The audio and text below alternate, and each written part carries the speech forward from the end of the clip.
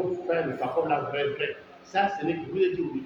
On ne touche qu'à des trucs introductifs. Après, maintenant, vous allez travailler, vous allez regarder des vidéos. Sur chaque thème, vous êtes dans les vidéos. On va vous en parler à la fin. Quand vous avez compris, dissociation, vous décidez de changer de camp. Vous coupez, vous passez de vous d'hier à vous de demain. Je ne sais pas si vous comprenez. Dissociation, ça veut dire que vous décidez de vous couper de ceux que nous décrivons tout à l'heure. Vous ne serez plus jamais esclave. Vous n'allez pas rester dans la caverne. Vous sortez, c'est ça la règle. Vous sortez de la caverne. Effectivement. Sortir vrai de la caverne, véritablement.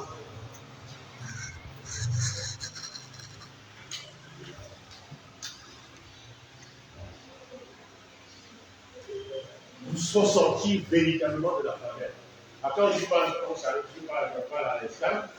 Je me souviens à Douala, lorsqu'il y a Yaoundé, je crois en 2018, tout au début, on a commencé les formations FACOP en 2019. Tout au début, il y a une dame à la fin, comme vous allez le faire, mercredi, au moins quelques personnes. On a parlé donc de. On témoigne. Chacun dit et la dame va dire, mes frères et sœurs, vous savez quoi? La caverne dont on parle là, dans la caverne là, il y avait une autre caverne. Et c'est là où moi j'étais. Elle se formait déjà pour être pasteur dans une église où on disait que là, elle sera sûre d'aller au paradis. Que tout ce que les catholiques, les protestants et autres la racontent dans ces conneries. Elle le disait en pleurant, les larmes coulaient. C'est dommage qu'on n'ait pas enregistré les témoignages. Que dans la caverne, là, il y avait une autre caverne, c'est là où elle est. Donc, il fallait d'abord qu'elle sorte de cette première caverne-là pour se retrouver au moins là où j'étais, que près de 99% de la caverne. Cette dissociation-là est douloureuse. Parce que votre cerveau est habitué à une certaine façon de vivre. Il y a des femmes qui regardent la télé 2, 3, 4 heures par jour. Je me demande comment elles font. Elles ne peuvent pas rater un épisode de ce soir Marie House. Les nouvelles, elle fait comment? Non. La mamie brûle. C'est quand ça commence à sentir qu'elle dit parce qu'elle est concentrée à regarder si Rosa a pris le mari de Marie House. C'est l'histoire incroyable. Et le cerveau continue pourquoi? Parce que le cerveau est fait globalement deux choses principales. Vous évitez d'avoir mal, et vous donnez satisfaction. Et vous amenez vers ce qui vous donne satisfaction. Donc c'est pour ça que beaucoup de gens, quand ils commencent à jouer, ils ne peuvent plus arrêter. Parce qu'ils sont contents que le cerveau dit d'accord, c'est ça que tu aimes. Donc on continue. Et chaque fois qu'on développe des hormones, des machins, des trucs qui vous font être bien. Des dopamines. Alors que tu peux réussir à développer cette dopamine-là dans des choses intéressantes. Donc il s'agit de changer de camp. Tu sors du camp déjà mentalement, du camp des pauvres. Tu commences à prendre le chemin des riches. On va avancer à la fin. Vous allez avoir une idée, surtout ce soir, quand vous allez faire le devoir. Vous allez comprendre que c'est deux mondes complètement. Le monde des pauvres, le monde des riches. Le monde des pauvres, c'est ceux qui ont peur de la mort jusqu'à se tomber dans une tombe au cimetière parce qu'ils fuient. Ils fuient quoi? S'il y en avait vraiment, tu fuis même qu'ils vont t'arrêter. Il faut être malade. Bon, après la dissociation, alors ça, je peux dire que ça là, j'ai vraiment pris, il y a un half-acre. Un auteur qui en a beaucoup parlé. Et quand vous allez le lire, lui parle de 4 niveaux. Moi, j'ai pris 5 niveaux. Et je sais pourquoi il a parlé de 4 niveaux. Dans ce processus de croissance, Lui n'a parlé que de 4 niveaux. Il a sauté un niveau. Il a sauté le niveau que je mets pour les Africains. Le déconditionnement.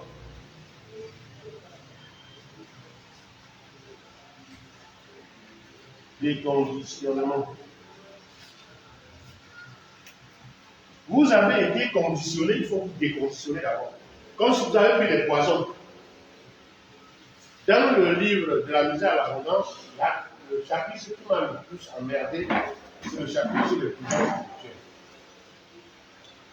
Je cherchais par où commencer, Papa quand même m'avait expliqué un peu, et je voyais les références, mais je n'arrivais pas vraiment.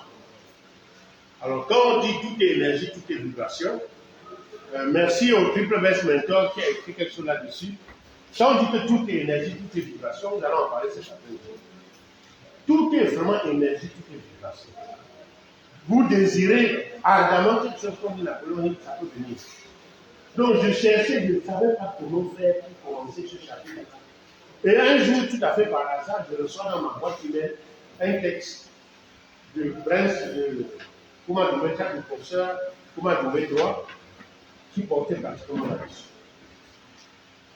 Et j'ai introduit le chapitre avec la citation du Prince Kouma Doumé. Les Occidentaux sont venus nous pousser le cerveau spirituellement sûr. Et le père 20, le père Angèle 20, on a beaucoup parlé à la fin de sa vie, c'était le professeur pour là-dessus. Jean-Marc en avait tellement parlé dans le cri de l'homme africain, on ne pouvait aussi le tuer qui s'est exilé par là. C'est des vérités historiques. On ne va pas trop rester là-dessus. Mais le code déconditionnement, on va vous apprendre comment on fait. On va vous apprendre, on va revenir dessus. Et enfin, 5e niveau, le reconditionnement.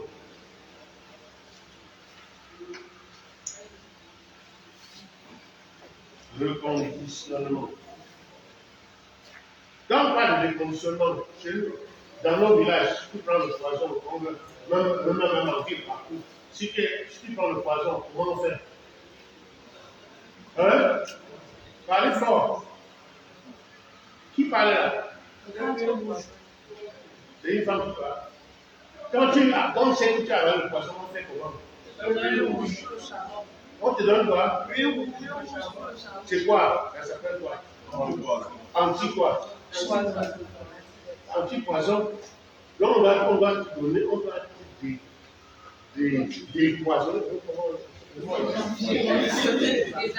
Voilà, je voulais que vous me donniez le mot là. Il faut te désintoxiquer, on a été intoxiqué. C'est le plus gros travail que le savant essaie de faire. Et dans les livres, surtout de la misère, la prochaine version, la prochaine édition, je vais m'aller très loin. Ok? Quand je dis aux gens d'aller juste à imaginer que, et si tout ce qu'on dit sur Dieu là, c'est faux. Pourquoi ça, il faut savoir ce que les athées pensent. Il faut savoir ce que les bouddhistes pensent. Il faut savoir ce que les musulmans pensent. Pour te situer, il faut savoir. Si tu n'es focalisé que sur ton église, énervé ou pas énervé, je dis énervé parce qu'il y en a qui pleurent toute la nuit. Si tu n'es focalisé que là-dessus, mais bien évidemment, tu as raison. Tu as des poisons pour tout le temps sur les choses. Donc, quand tu commences à réfléchir vraiment, tu n'es pas le cerveau. Tu vas apprendre que c'est quelque chose qu'on dit qui est complètement faux. Exemple. Exemple simple. J'ai vu une phrase ici. Je ne vais pas commencer. Imaginons, vous vous souvenez, pour ceux qui lisent la Bible, les Juifs étaient convaincus qu'ils étaient le peuple élu. Et donc, ils étaient au centre du monde. Que c'est eux qui devaient dominer le monde entier. Et jusqu'à ce qu'un apôtre va dire qu'ils vont évangéliser jusqu'aux extrémités de la terre. Ça veut dire là où la terre finit. Est-ce que vous comprenez? Donc pour eux, ils ne savaient pas que la terre était ronde. Le premier qui va affirmer, Mordicus, accepter de mourir, que la terre est ronde, qui connaît son nom, qui connaît l'histoire ici? Non, Galilée vient après. Galilée vient après et il dit que non, non, je ne sais pas ce qu'il dit. Quand il a dit qu'on voulait le tuer, il a dit que non, je n'ai rien dit. C'était Giordano Bruno. Il faut lire ces choses-là. Giordano Bruno. Giordano Bruno. En plus, un prêtre dominicain qui dit que la terre est ronde, alors que l'Église vous a dit depuis longtemps que la terre n'est pas ronde, qu'il y a des extrémités. Est-ce que vous comprenez? Il faut aller voir la vie de Giordano Bruno. Il a dit que tout ce que nous voyons là, c'est rien par rapport au nombre de planètes qu'il y a dans l'univers. On dit le type, c'est ça. Il dit qu'il y en a qui sont habités. Et ça, c'est au XVIe siècle. C'est hier. Et le gars, on va tout faire, il va refuser. On va l'excommunier, on va tout faire, on va le mettre en prison. Il va dire ce que lui dit là, c'est vrai. Je ne peux pas dire que c'est faux. Je ne peux pas dire que ce qu'il dit là est faux. Qu'est-ce qu'on va faire? Le jour où on va le brûler sur un bûcher, on coupe la langue parce qu'il essaie de dire quelque chose d'encore plus grave. Est-ce que vous imaginez la cruauté de ces actes-là de l'époque? Il y en a eu. Ça, c'est en 1600. Quelqu'un peut regarder. Je crois que c'est 1600. Donc, on l'a vu. Quelqu'un peut regarder sur Internet. Donc, ça, c'était le problème de l'époque. Pendant ce temps, vous savez que le vrai nom de la Chine, qui a fait chinois. Poussez vos enfants à apprendre le chinois si c'est possible. C'est important. Le demain, c'est chinois, anglais. Le reste là, j'ai découvert en 85 que notre français là, c'est zéro. Et Ying. Ying sur tous les plans. D'accord? J'ai décidé en 85 que tous les enfants soient anglophones. Je n'avais même pas, je ne savais même pas qu'on était l'ami marié. Je n'avais même pas de petit ami comme moi.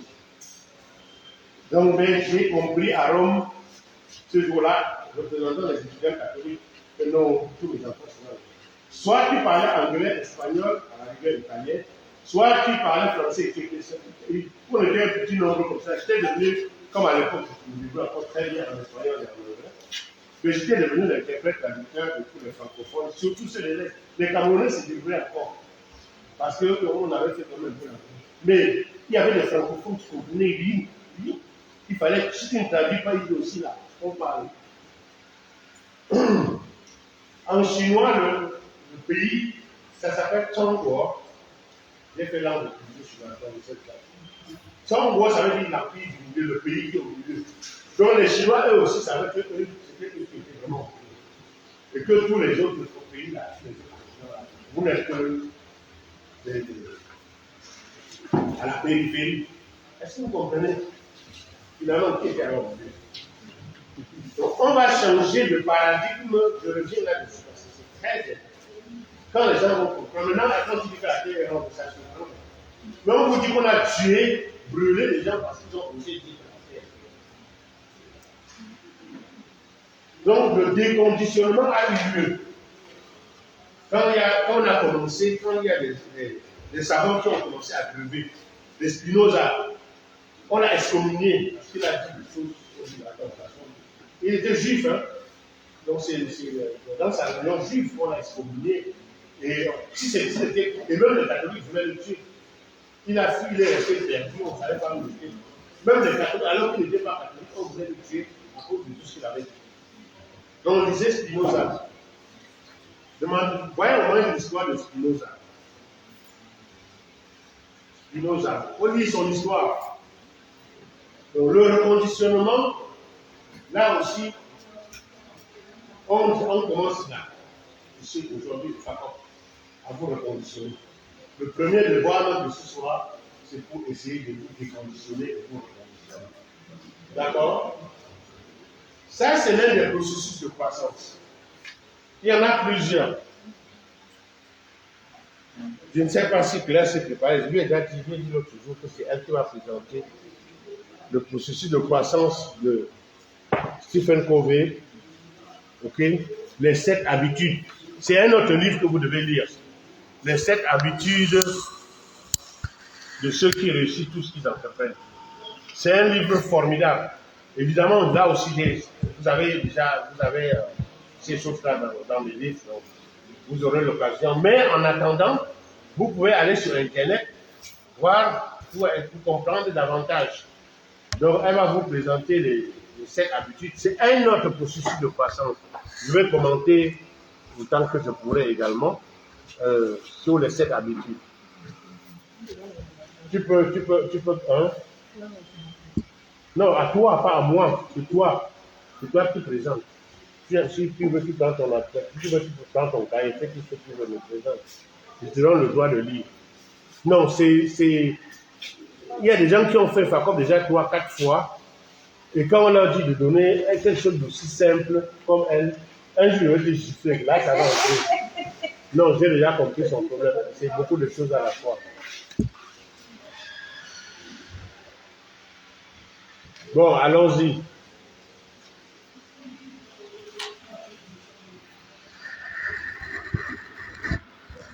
J'ai beaucoup aimé ce livre-là.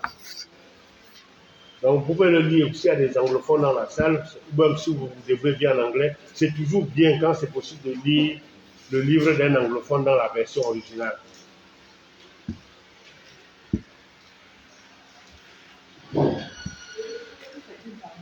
Tout ce qu'ils entreprennent, oui, c'est ça. C'est ça le titre, la traduction en français. Regardez un peu le titre en anglais, voir.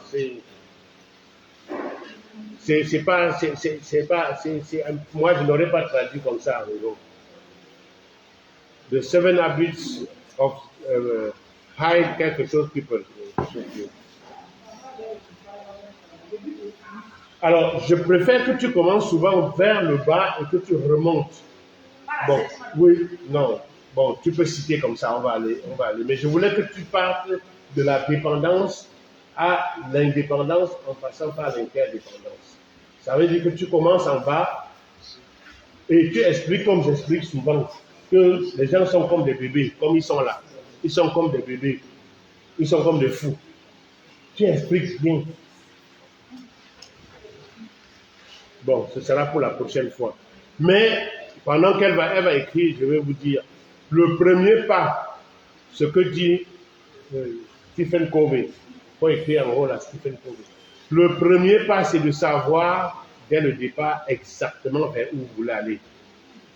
C'est le but. C'est votre mission. Savoir dès le départ exactement vers où vous voulez aller. But défini. On va revoir ça. Savoir dès le départ vers où vous voulez aller. Ça signifie quoi?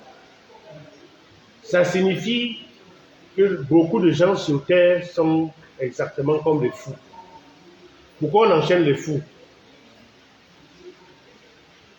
Oh, pourquoi on enchaîne quelqu'un qui est fou? Parce que s'il sort, il ne sait pas où il va. La plupart des pauvres sont comme des fous. En fait, ils sont là, ils ne savent même pas exactement vers où ils veulent aller dans la vie. J'ai dit ça un jour, c'était ici à Douala, à une foire sur le site de Camptel, là. Il y avait une grande foire internationale. On m'a appelé pour donner une conférence. Et le journaliste a dit, tu as trop mal parlé des pauvres. Je dis, mais les pauvres sont comme des fous. Le titre, quelqu'un a retrouvé l'autre jour sur Internet. Apparemment, l'article est toujours sur Internet. Comme que moi-même, je regarde. Mais c'est vrai, les pauvres sont comme des fous. Ils ne savent pas vers où ils veulent aller. Et si tu ne sais pas où tu veux aller, imaginez, c'est vrai qu'on devait revenir dessus, que vous prenez le train à Yaoundé, vous arrivez ici à Douala, vous stoppez un taxi, vous dites, bon, la course c'est combien? Il dit, je dis n'importe quoi, c'est la nuit, c'est 5 000. Il dit, vous dites, ok, vous entrez dans la voiture, il vous demande, monsieur, on va où? Vous dites que vous ne savez pas. qu'est-ce qu'il va faire? Les femmes là, il va demander seulement comme ça de descendre. Un vrai Camerounais. Non. Hein? Il va vous dire, il va juste vous dire de descendre comme ça. Là. Il va dire, sorcière, sors de ma voiture. C'est moi seul que tu as vu. Hein? Parce qu'ils sont souvent polis dans ce genre de situation-là. Tu entres dans la voiture, on demande où tu vas, tu dis que tu ne sais pas où tu vas. Mais il demande poliment de descendre. Jamais. C'est que ce n'est pas un Camerounais. C'est très important ce qu'on est en train de dire. À partir d'aujourd'hui, commencez à chercher, savoir vers où vous voulez aller. Si vous voulez vraiment faire l'entrepreneuriat, alors commencez à travailler. C'est ça que ça signifie.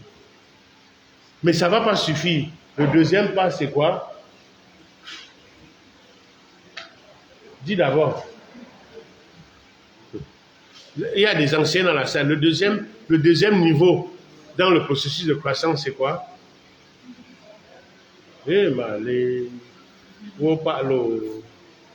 Être proactif.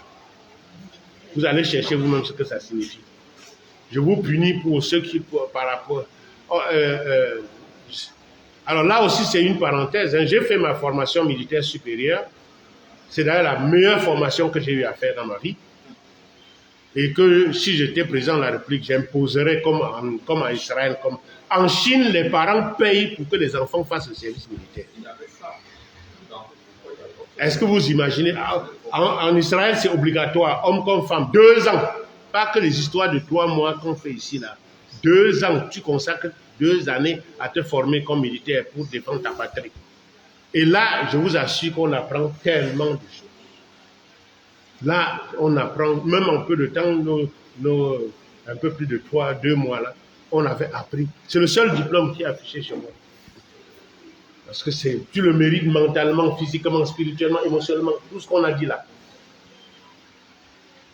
C'est dommage que beaucoup de militaires ne se lancent pas dans l'entrepreneuriat, mais bon, on va y travailler de toute façon.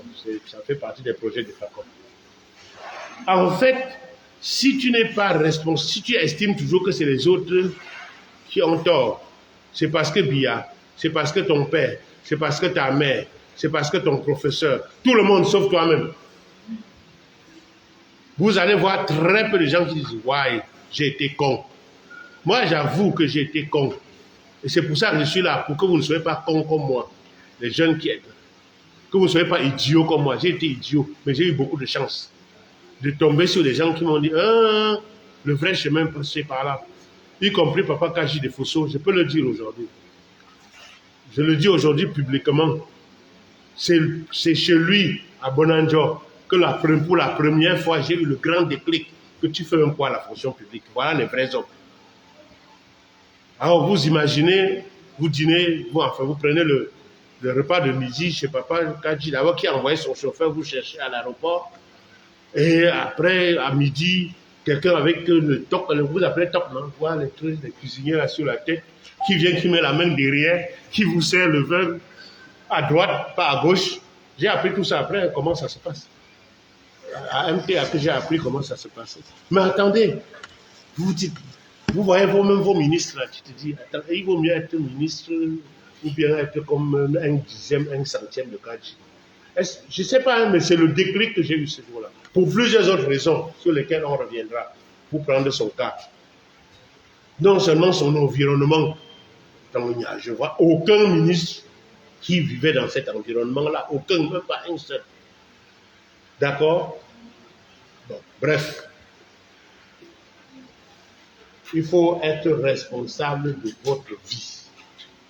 Il faut considérer que c'est à cause de vous-même que vous n'êtes pas là où vous aurez dû peut-être être. À partir de ce moment-là, les choses peuvent bouger. D'accord? Troisième palier, c'est quoi? Donner la priorité aux priorités. Cherchez toujours à donner la priorité aux priorités. Regardez la télévision, regardez Novelas 4 heures par jour, c'est la priorité. Passez ne fût-ce que 30 minutes à lire par jour, même seulement 30 minutes. Si vous commencez par 10 minutes, vous pouvez évoluer sans sauter. Ça, faites l'effort. C'est très dur. Ça va être très dur pour les gens qui ne... Quand on leur donne un texte de 2 pages, c'est long jusqu'à... Mais ils regardent le film d'affilée pendant 4 heures de temps. Ils sont devant la télé, ils regardent. Ils regardent le match 120 minutes, donc avec les prolongations, les tirs au pénalty, les commentaires. Ils n'ont pas de problème. Mais on leur dit de lire 30 minutes. Non, qui va lire ça? Là aussi, c'est le résultat du conditionnement. Parce que l'école a été souvent comme une punition. Ce que tu ne fais pas, on te punit. Ce que tu ne fais pas ce qu'on attend, on te punit, on te punit, on te punit. Finalement, le jour où tu es libre, le diplôme là. Pour ça que les gens fêtaient le bac pour aller chômer, mais ils fêtent quand même. Je ne sais pas si vous voyez l'image. À partir de là, son but c'était d'avoir le bac. J'ai le bac, d'accord, c'est bon. Il ne lit plus. Et il veut réussir dans la vie. Idiot. Ou idiote. Donc, si vous ne lisez pas, si vous ne vous frottez pas aux gens, on va en parler ce soir, demain matin. Si vous ne vous frottez pas aux gens qui connaissent, vous voulez connaître comment? Les règles sont multiples comme ça. On va aborder quelques-unes, pardon. Donc, si ça commence à baisser, mais déjà à 7 heures-ci, si j'ouvrais mon téléphone, les appels en absence, je pourrais avoir 10 ou 20. Et 90% au moins de tous ceux qui m'appellent là, c'est pour me poser leur problème d'argent. Ah, mon fils est malade, je ne peux pas comme me pardon, aide-moi. C'est petit à petit, quand j'ai compris que ça ne doit pas fonctionner comme ça. Hein? Que parfois je peux avoir 20, 30 appels en absence. Je parcours rapidement pour voir si c'est ma fille ou ma femme ou qui appelle. Ok, bon, je peux rappeler, mais parfois je suis obligé de dire que non. Si c'est vraiment important, la personne n'a qu'à appeler 50 fois, je vais finir par répondre. D'accord? J'ai un qui va. Là aussi, il faut éviter les extrêmes. On a un facopiste qui dit lui ne répond pas au téléphone. Si tu veux l'appeler, tu écris, il te donne un rendez-vous, tu l'appelles. Est-ce que vous comprenez? Bon, c'est les extrêmes aussi. Alors, après, quand on est sorti de la dépendance, parce que quand je vous ai dit, vous êtes comme des bébés, les mamans là surtout, si un bébé de 6 mois, 8 mois a faim, quand il a faim, il fait quoi? Il pleure. Et ça change quoi? Ça donne la nourriture dans la bouche. Vous comprenez, non? Quand il a dans sa couche, ce que vous connaissez là,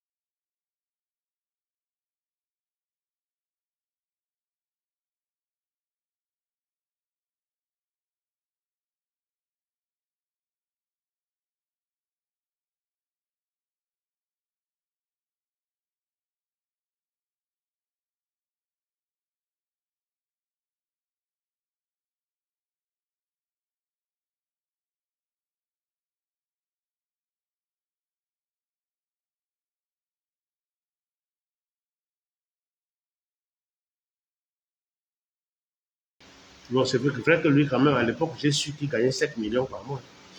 Bon, et, bon, il avait un chauffeur, 2 voitures ou 3. Bon, bref. Mais il avait raison.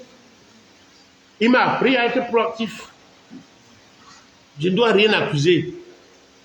Un jour, à l'époque, j'habitais à Biemassi, pour ceux qui connaissent Yaoundé, au niveau de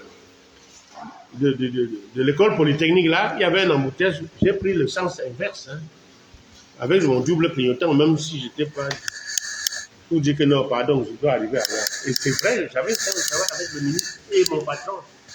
Je vois l'embouteillage, commence à gratter la tête de fait comment pour je suis passé de tout. Bon, c'était ma faute, j'aurais dû partir beaucoup plus tôt. Il faut être proactif. Ok, j'insiste là-dessus, c'est pas pour rien. Est-ce qu'il y a des questions? S'il n'y a pas de questions, tu es d'accord, hein? Mais dis-moi déjà. Bon, on va continuer. On va reprendre cette fois-ci Napoléon Hill. Je vous ai dit que tout ce que je vous raconte là, je n'invente pas. C'est soit mon expérience personnelle, soit Papa Camden Samuel, qui a été mon formateur pendant 2 ans, soit mes autres formateurs. J'ai suivi la formation de la Fondation Napoléon Hill, que je vous donne, je vous transmets certaines choses gratuitement. Ça m'a coûté 650 000 francs en ligne.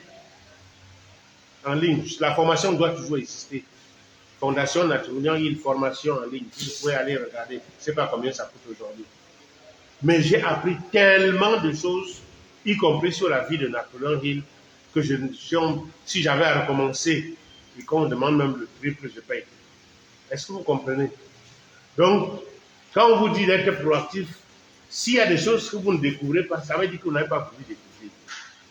Je vous ai déjà dit où ça se trouve. Et on vous donne, il y en a, certaines de ces choses sont, que vous en avez gratuitement. Et vous refusez de lire, de connaître. Ça veut dire que vous ne savez pas vers où vous voulez aller. Ça veut dire que vous êtes fou. D'accord?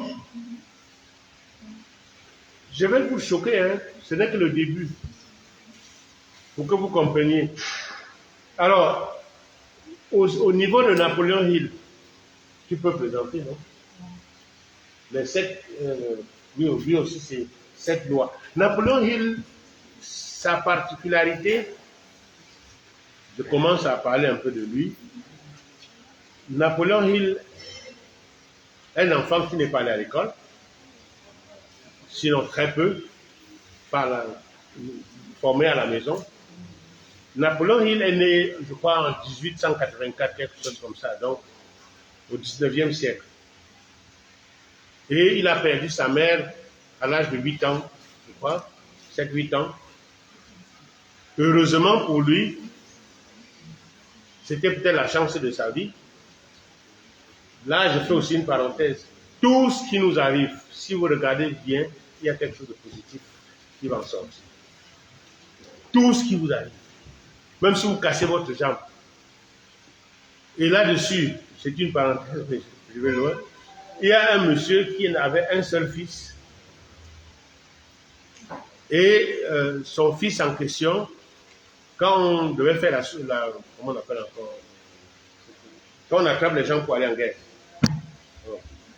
C'est la vieillesse qui commence comme ça peut-être. Donc, d'abord, son cheval est tombé dans le trou. Après, son fils qui aimait beaucoup aller à cheval, il est monté sur le cheval, il a cassé son pied. Et tout le monde se moquait de lui dans le village. Quand on est venu arrêter, quand la guerre a commencé, on est venu pour arrêter tous les jeunes pour aller en guerre. Son fils ne pouvait pas aller en guerre. Est-ce que vous comprenez? Parce que avec une jambe cassée, tu vas aller faire quoi en guerre? Est-ce que vous comprenez? Et 80% des enfants qui sont allés en guerre dans le village ne sont pas rentrés. C'était bien que son fils casse son pied, non? Bon, c'était pas bien, mais si vous regardez très bien, tout ce qui va vous arriver. Moi, j'ai eu des leçons très dures, très dures. Y compris l'assassinat de l'un de mon grand frère.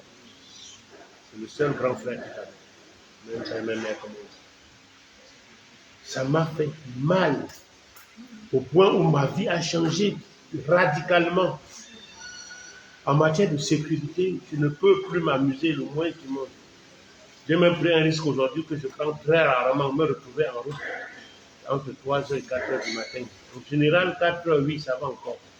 Moi, me retrouver en route la nuit, que ça a commencé comment? Est-ce que vous comprenez? Bon, il y a des bus assez sécurisés. Là aussi, on va revenir à la fin. Donc, c'est pour vous dire que j'ai appris tellement de choses. Je vous le dis tout de suite, quand vous serez riche là, vous changez directement de quartier. Vous ne pouvez pas vivre n'importe où. Donc, avant la mort de mon frère, je construisais, c'était pour mettre en location. Hein.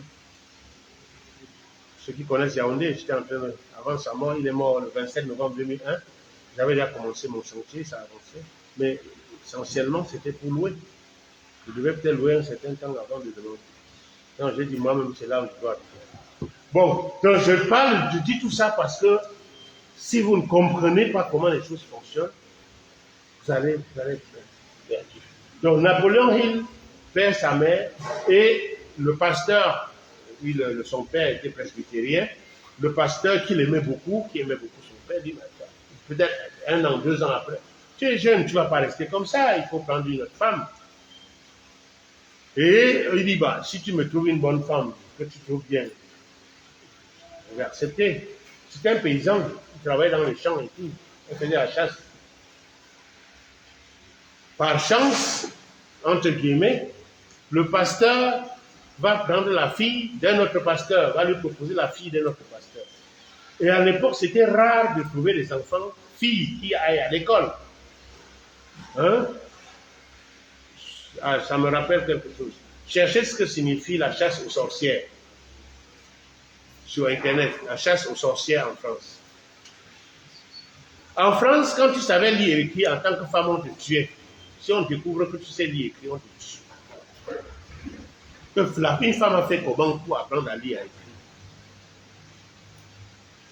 Est-ce que vous comprenez? Les choses ont commencé à changer grâce aux riches qui n'avaient que des filles. Comment je vais avoir... Mais jusque-là, ils se cachaient. Et comme les femmes aiment se vanter, et elles partent en public, elles commencent à lire et à écrire. On dit, okay, c'est comment? On t'attrape. C'est la sorcellerie. Comment tu as fait pour lire et écrire? Bon, c'est une parenthèse. Vous voyez même le nombre de femmes qu'on a tuées. Au Cameroun, c'est une incongruité incroyable. On continue encore à juger les gens pour sorcellerie. Bon, bref. On ne va pas caler là-dessus. Napoléon Hill va donc profiter parce que cette femme va détecter en lui des germes d'un enfant qui peut aller loin. Et lui apprendre à lire et à écrire. Au point de lui apprendre à... Son père lui avait offert comme cadeau de mariage une machine à écrire. Et c'est avec ça que Napoléon Hill va apprendre à dactylographier. Au début du siècle dernier, il fallait le faire. Hein. Et petit à petit, il va, à un moment donné, 12 ans, 13 ans, il va vendre les journaux et il va lire beaucoup. Il va commencer même à écrire aussi des articles. Il va s'apercevoir qu'on écrit sur les riches. On vend beaucoup. Et il va cibler les riches pour écrire sur les riches. Voilà comment un jour il va tomber sur l'homme le plus riche des États-Unis de l'époque, Andrew Carnegie, le magnat de l'acier. Vous pouvez chercher sur Internet, c'est qui Andrew Carnegie. On l'appelait le magnat de l'acier. Ce sont les gens qui ont construit le chemin de fer aux États-Unis. C'est le champion de l'acier. Et qui va donc lui demander s'il peut accepter de consacrer même 20 ans de sa vie pour savoir pourquoi il y a des riches et pourquoi il y a des pauvres. Et tout ce qu'on apprend aujourd'hui, à 80%, au moins, c'est le résultat du travail de Napoléon Hill. Il va effectivement passer 20 ans à étudier. Il avait dit une philosophie pratique de la réussite. Dans une de ses vidéos, il dit qu'il ne savait même pas ce qu'on appelait philosophie. quand il est sorti de l'interview avec Andrew Carnegie, il a couru dans la bibliothèque municipale pour chercher dans le dictionnaire ce que signifiait philosophie. Il ne connaissait même pas ce mot-là. Donc c'est pour vous dire que là on parle d'un grand homme, d'un très grand homme, qui a déterminé, et ça reste valable aujourd'hui en grande partie, qui a des lois naturelles pour réussir dans l'entrepreneuriat, pour devenir riche, qui a des lois. Alors, parmi les lois qu'on cite vulgairement comme lois naturelles, très connues, pour que vous ayez une image de ce que c'est. Si vous montez au 5e étage de l'immeuble, disons la falaise, non pas la falaise, Aqua Palace, c'est 8 étages. Non? Donc si tu montes au 3e étage, tu sors, qu'est-ce qui va t'arriver? Hein? Comment on appelle la loi là? Hein? Voilà, c'est une loi. Si tu vas au Japon, tu sors, ce sera pareil. Tu vas à Baham, tu sors, ce sera pareil. Tu vas n'importe où, tu sors, ce sera pareil. C'est une loi naturelle, universelle, indiscutable. Si on va essayer, quand même tu vas voir. Même comme on dit qu'il y a quelqu'un qui a sauté et puis il est allé. Bon, c'est une autre affaire, ne discutons pas de l'autre là. D'accord? Mais c'est une loi naturelle. Donc il y a des lois naturelles. Et pour lui, on peut mettre à côté des principes, ce qu'il appelle des principes. Les principes sont comme des lois. Tu fais que ça va donner ce que tu as. Tu fais le contraire, tu vas avoir le résultat contraire. Et la toute première habitude, donc pour lui, c'est des habitudes aussi. C'est des principes qu'il faut savoir. C'est quoi? Autodétermination. C'est comme ça que lui, il utilisait l'anglais de leur époque, determine mind process, ou je sais plus quoi. Donc c'est le thème principe autodétermination. Toi-même, tu dois décider de ce que tu veux. Personne ne peut réussir à te dire. Si quelqu'un décide pour toi, ça veut dire que tu es esclave. Autodétermination. On va revenir encore là-dessus, hein, quand on va parler vraiment entrepreneuriat.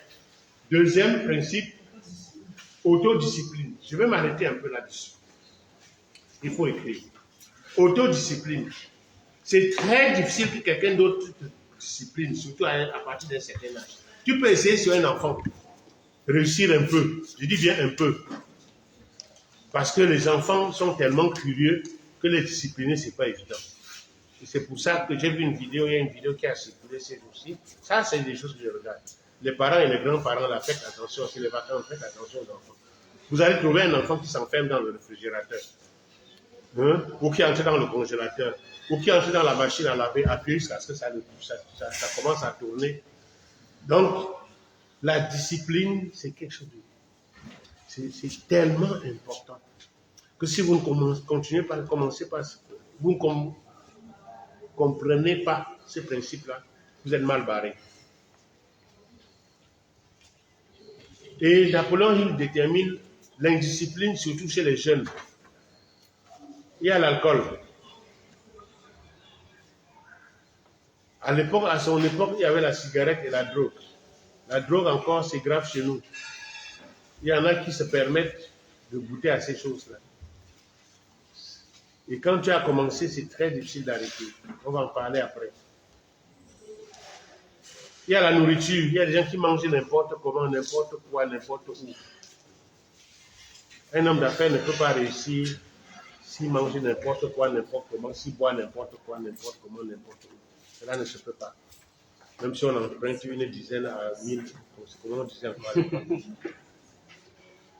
Il y a le sexe.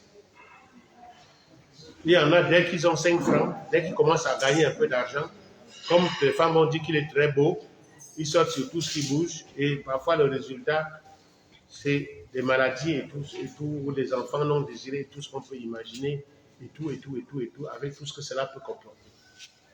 Il faut faire très, très, très attention.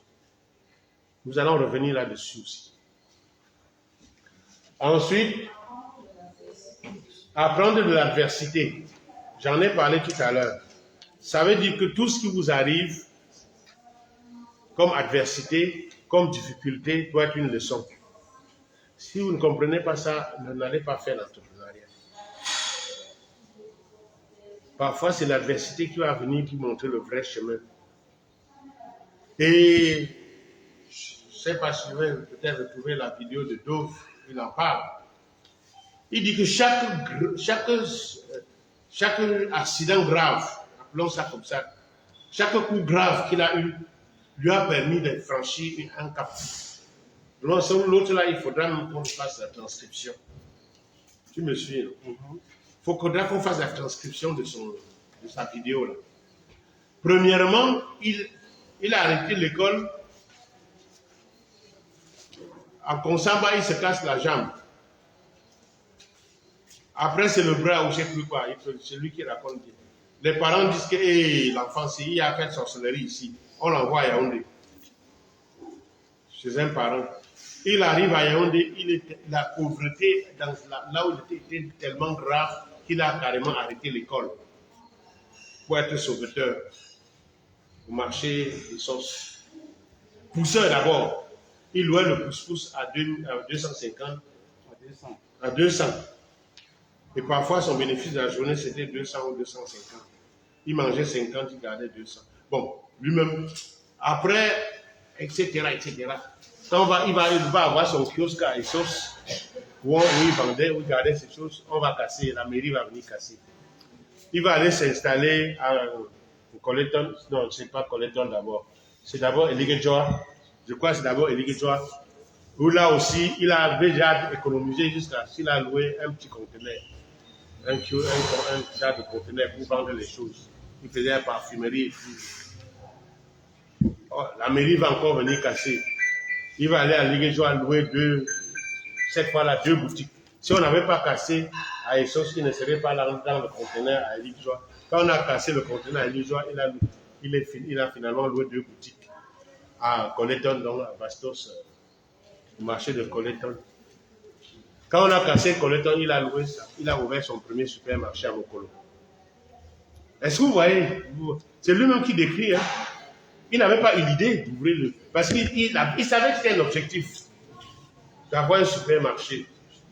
Mais il ne savait même pas par où commencer. Donc il se contentait de ces 2 boutiques. Mais quand on a cassé, il est allé à Mokolo et il a négocié une boutique qu'il a transformée petit à petit en supermarché. Bref. Il faut apprendre de l'adversité, de tout ce qui peut vous arriver de dur.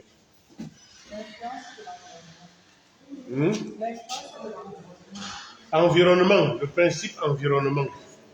C'est le principe environnement. Donc, l'influence, c'est l'explication. Le principe, c'est l'environnement. Votre environnement influence beaucoup ce que vous devenez. C'est pour ça que je disais que,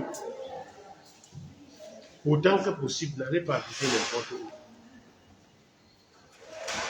Déjà, votre environnement de vie. N'épousez pas n'importe qui.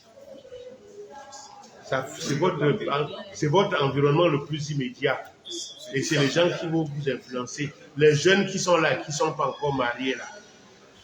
Il faut faire très, très, très attention en faisant votre choix.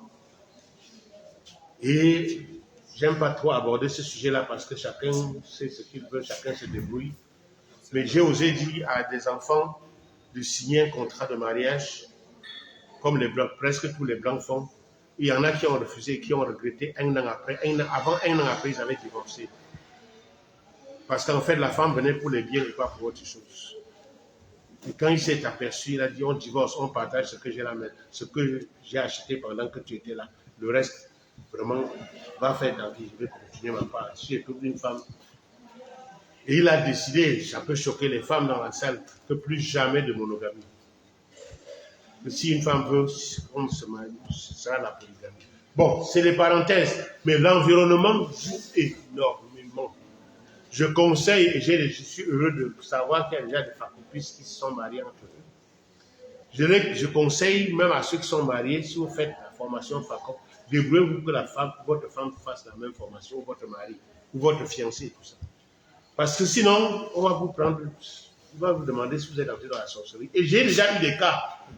J'ai eu un couple, ça c'était au Canada. Le monsieur est rentré avec le livre, ça venait tout juste de sortir, c'est sorti en 2017. Je suis allé donner une formation à Montréal, je crois.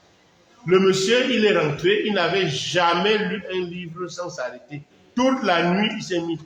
Sa femme a dit, tu es allé entrer dans quelle sorcellerie? C'est qui a quoi seulement dans ce livre-là? Les problèmes ont commencé, c'est pas de la blague. Hein. Heureux, il a essayé d'expliquer comme il pouvait.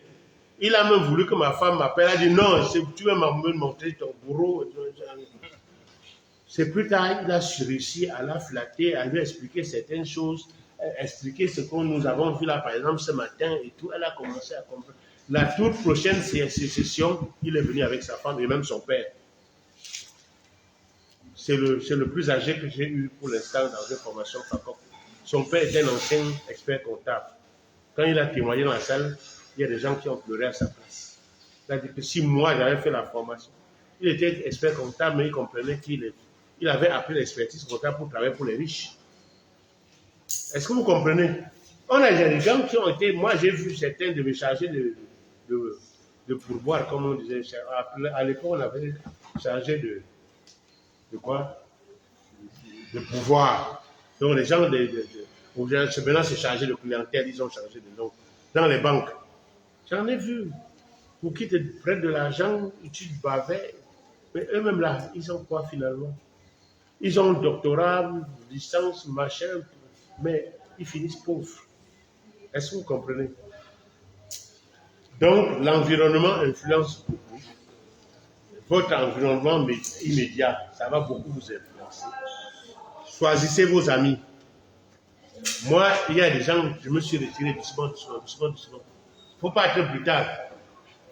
Ils n'ont pas compris ce qui se passait. Mais je suis devenu tellement occupé qu'on ne pouvait plus aller partout, on allait ensemble et tout. Petit à petit, je crois qu'ils ont compris. On n'était plus dans le même monde. C'est légitime. Vous n'êtes pas obligé d'aller au bar tous les jours. Moi, là, m'attraper dans un bar à 23 heures que je cherche qui? Je cherche quoi? Je fais quoi là? Mais ça peut arriver. Quelqu'un fête son anniversaire, il m'invite dans une boîte de nuit. Si j'accepte de partir, je peux partir. Ça peut arriver une fois l'an, une fois tous les 2 ans. Mais je peux aller à un mariage, je peux rentrer. Mais en dehors de... Quand je ne suis pas chez moi à 21h, on sait à peu près, normalement, on sait où je suis. Bon. Principe temps. Nous avons tous 24 heures, non? Mais il y a des gens qui n'ont pas seulement 24 heures. Il faut multiplier 24 là même par 1000, ça fait combien? Hein? 24 000. Il y a des gens qui ont 24 000 heures par jour. Vous ne comprenez pas? Bon. Normalement, on dit que il y a combien d'heures de travail au Cameroun? Hein? Vous croyez que les 8 heures là, il n'y a aucun salarié qui travaille seulement 8 heures par jour. Même le plus paresseux, il consacre au moins 10 heures par jour à son patron. Est-ce qu'on compte l'heure de tout ça?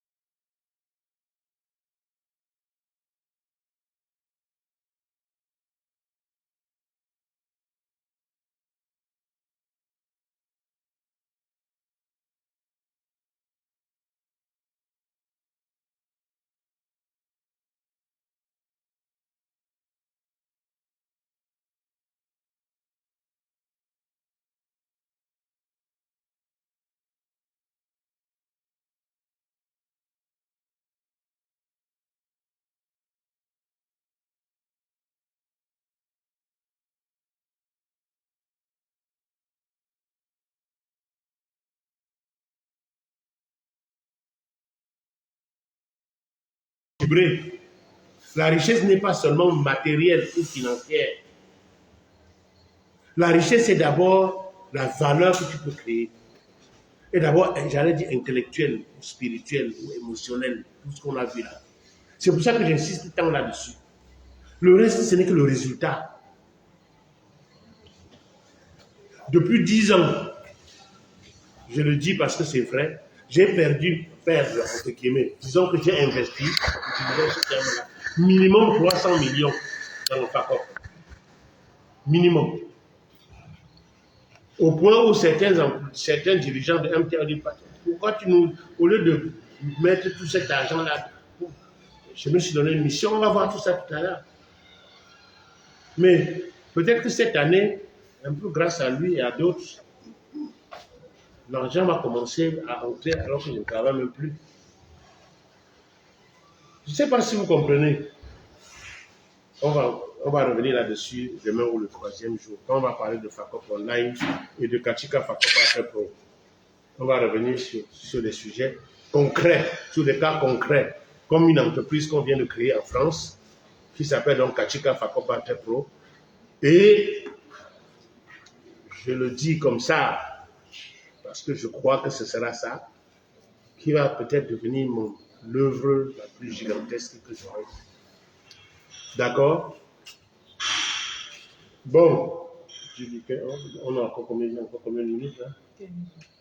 Donc j'ai encore 15 minutes avant la pause. Je vais profiter de ces 15 minutes-là pour aborder d'autres sujets qu'on aurait pu ne pas aborder parce qu'on a trop traîné pour commencer. Comment? Non. Les projections, on va préparer plutôt. Je crois que tu as tout ce qui concerne l'intelligence financière. Donc, je disais que tout ce qu'on fait là, on vous donne des clés.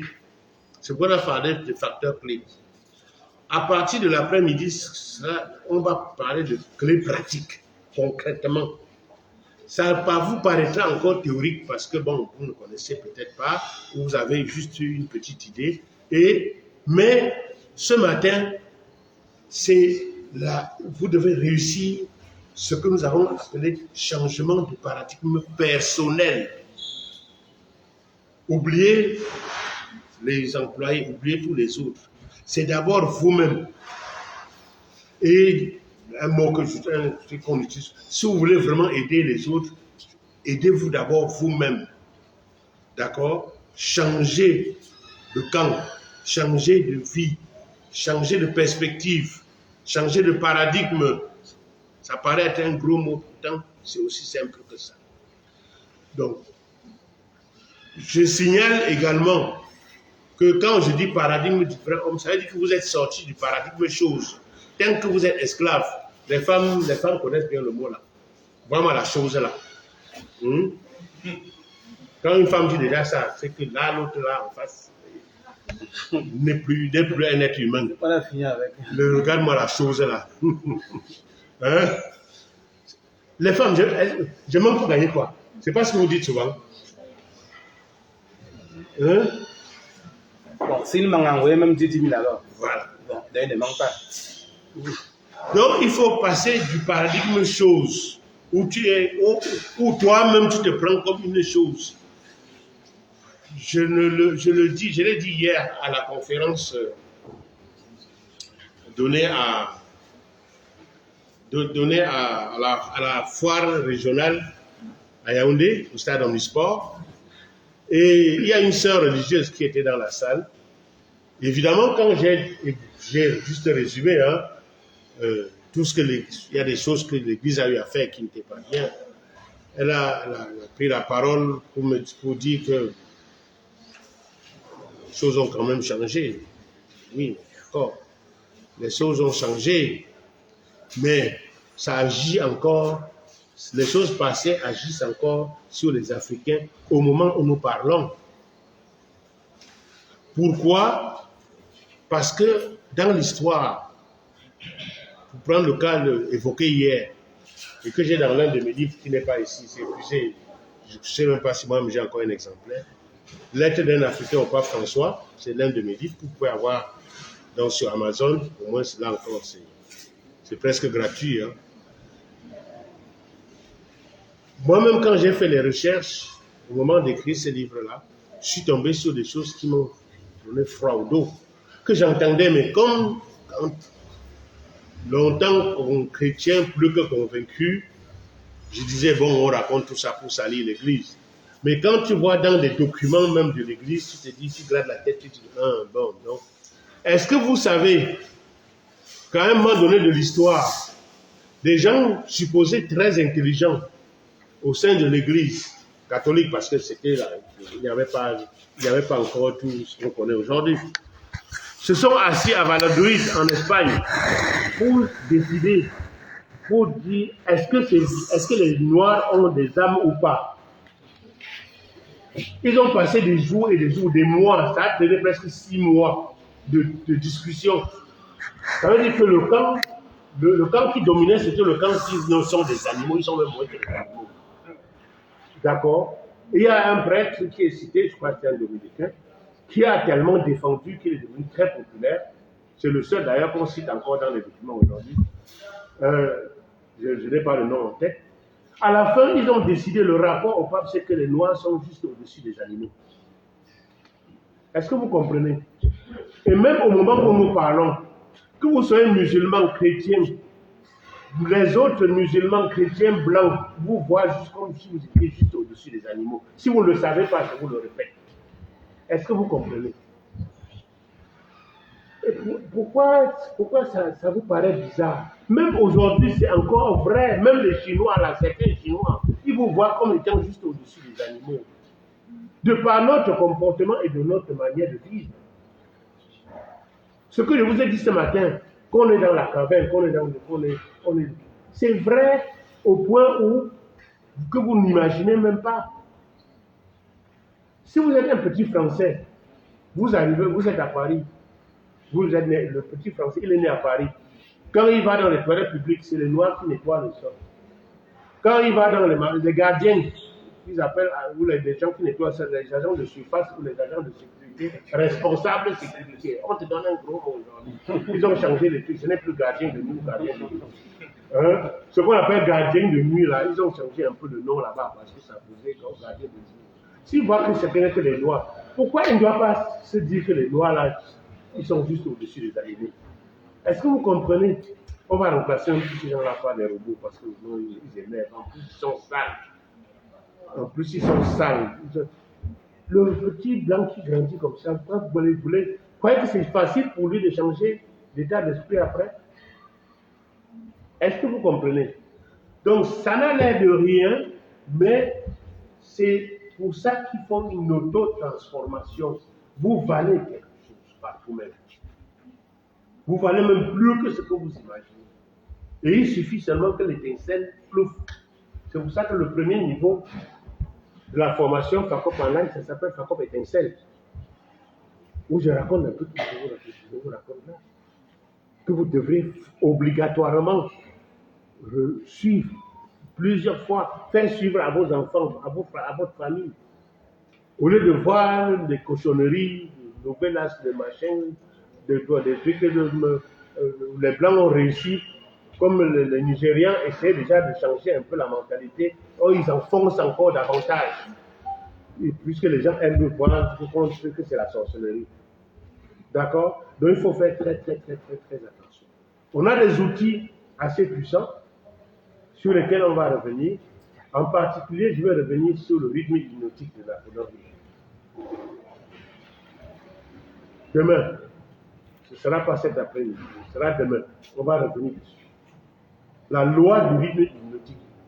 Donc, ceux qui ont déjà lu Napoléon Hill, là, il faut faire l'effort de lire Plus malin que le diable.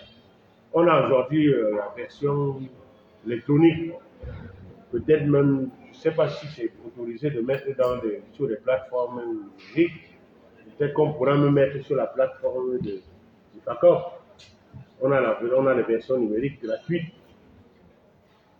Vous allez lire et comprendre ce qu'on nous a fait.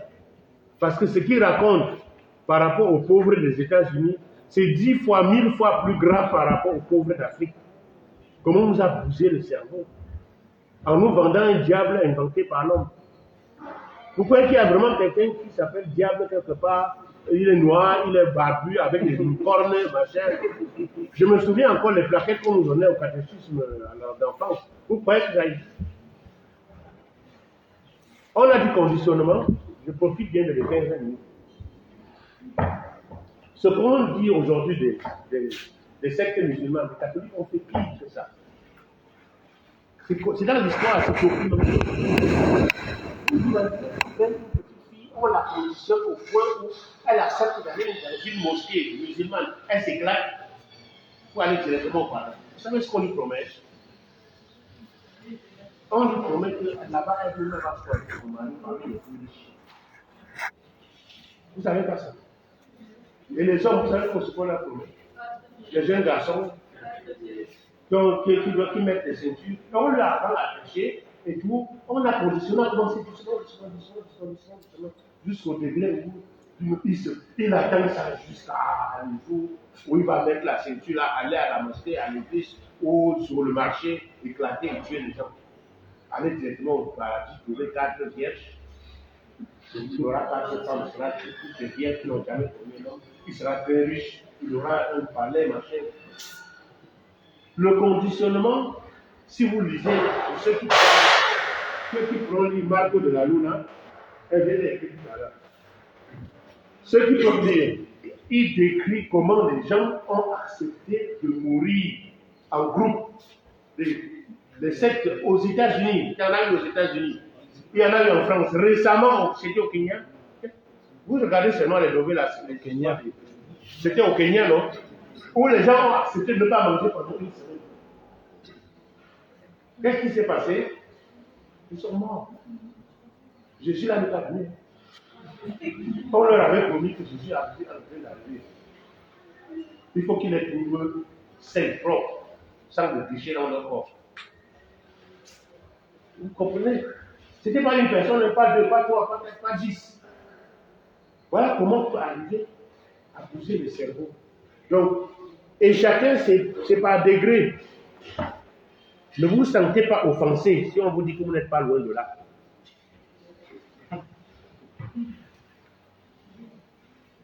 Oui, parce que quand vous acceptez de vivre d'une certaine manière, alors que vous pouvez changer de vie, eh bien, ça veut dire que quelque part, le conditionnement a marché. Est-ce qu'on se comprend? Est-ce qu'il y a des questions? Je crois que globalement, on a touché à pas mal de choses. Et dans l'après-midi, on va avancer. Oui. Vous voulez dire que ce que vous dites là, aujourd'hui, on va se le conditionner par rapport à étant donné que l'éducation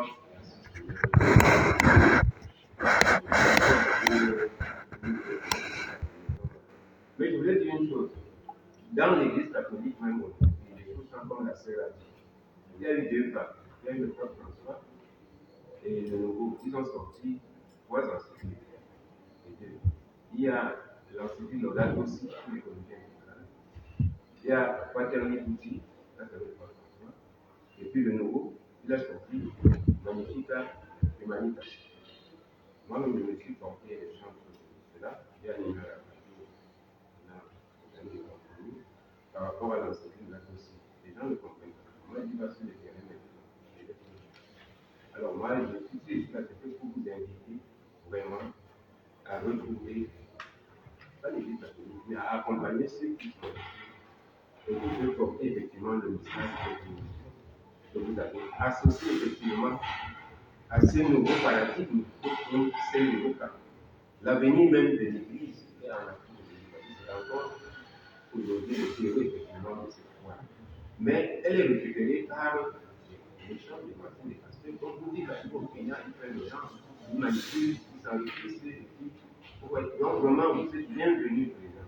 C'est ce que je voulais vous dire. J'ai commencé un travail là-dessus, qui est dans le livre Lettres d'un Africain au pape François, et où justement je relève ce que les papes ont dit même depuis Benoît XVI, ce que même les évêques du Cameroun ont dit, comme Jean Zoa, qui a été pour moi comme un papa, comme Jean-Marc Ella que j'ai cité tout à l'heure, comme le père Vin que j'ai cité tout à l'heure. Mais est-ce que les gens comprennent? Pour que quelqu'un comprenne, parfois, il faut un choc. Et c'est pour ça que beaucoup de gens qui réussissent dans la vie ont eu un choc émotionnel puissant qui les a réveillés. Et le choc puissant, là, ce n'est pas toujours évident. Moi, mon premier choc dans ce domaine-là, c'est le jour où j'ai accepté de lire Traité d'archéologie de Michel Onfray. Les courageux, vous pourrez lire. Michel Onfray. Je crois que ça s'écrit comme ça. Traité d'archéologie.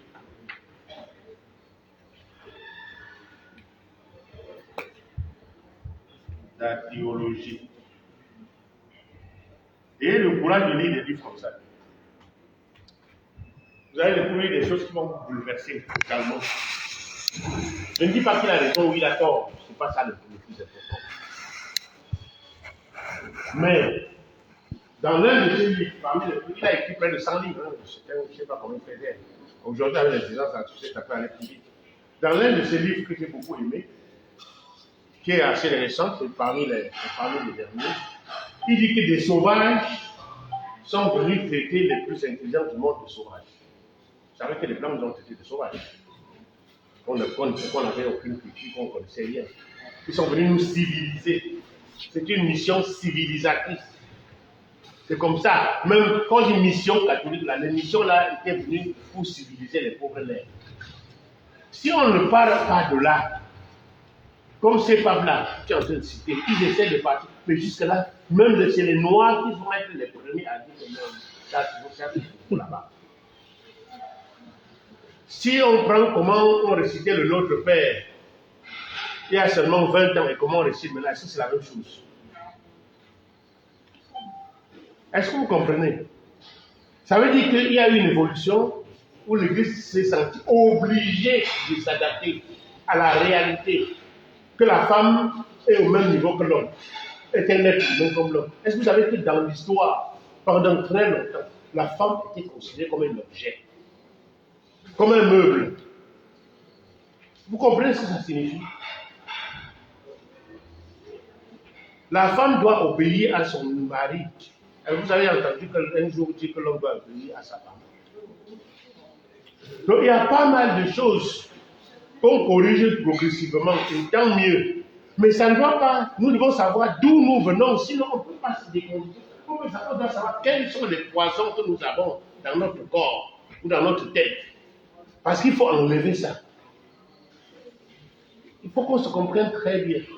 Et par conséquent, si je prends le cas de mon livre, dans toute la première partie, et même un peu la deuxième partie, je critique fortement l'Église. Je leur dis, un peu comme a dit, je crois, c'est le Père Vin, mais que l'Afrique dépasse tout ce que les Occidentaux là racontent de loin, de très loin. Et vous savez ce qui avait le plus fait mal à Jean-Marc là pour qu'il écrive le cri de l'homme africain? Il était à Tokombéré, dans les montagnes de l'extrême nord là-bas. Et il doit attendre que le vin vienne de l'Europe pour qu'il célèbre la messe. Est-ce que vous comprenez ce que ça signifie?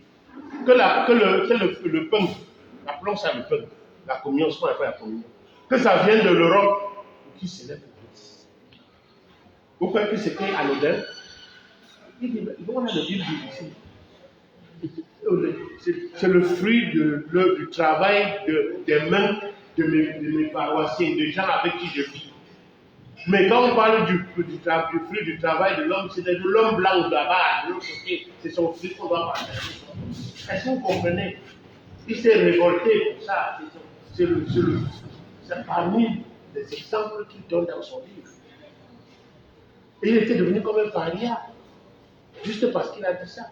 Aujourd'hui, les choses ont évolué. On produit la communion au Cameroun. Un jour viendra où on va utiliser notre vin de raffia ou notre vin de palme. Là, nous méprisons. Il faut que ça arrive. Donc, ça reste encore superficiel, mon ami.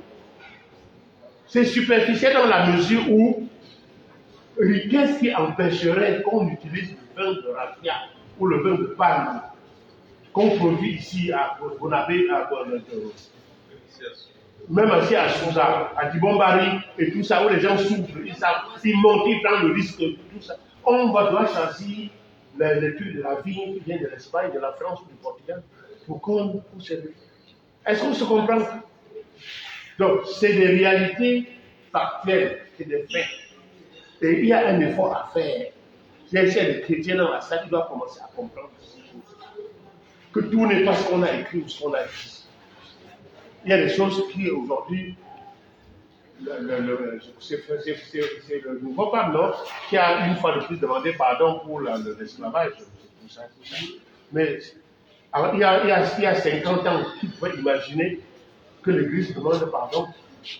Parce que c'est le pape lui-même qui avait donné l'autorisation qu'on aille rendre tous ces gens-là esclaves, ils ne valent rien.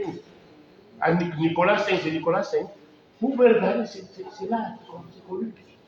Mais quand on prend conscience de ça, ce n'est pas pour rester là, pour avoir mal à la gorge parce qu'on se fait de... Non, c'est pour évoluer. J'ai un ami, que je cite facilement, parce que c'est un frère, on a été au lycée classique ensemble, c'était le colonel Camilo Samuel. Il a écrit un livre formidable, il est donc il est moine. Il est déjà retraité comme colonel. Et il a écrit un livre formidable récemment, L'Afrique au cœur de la science. L'Afrique au cœur de la science. Je vais lui proposer d'écrire aussi l'Afrique au cœur de la spiritualité. Tiens, je vais m'amuser à lui demander qu'il faut qu'il réfléchisse là-dessus. Parce qu'il ne faut pas voir qu'il n'y a pas de spiritualité en Afrique, que tout est venu de l'Occident ou bien de chez les Arabes là-bas. Parce qu'on confond la religion et la spiritualité. Bon, vous voyez, si je vous invite dans ce sujet-là, je n'en sors pas. Je ne sais pas si la pause, ils ont annoncé, peut-être que ce n'est pas vrai, on attend qu'elle arrive. Est-ce qu'il y a une autre question ou une autre observation? Parce qu'on finit avec le gros thème de ce matin. Habituellement, on passe toute une journée là-dessus. Moi, je te pose une question. Oui. Donc, à cause de la religion, par exemple, la religion catholique, ils ont dit qu'ils devaient civiliser les Africains. Ceux-là, ils ont civilisé où les non-intelligents sont venus traiter les plus intelligents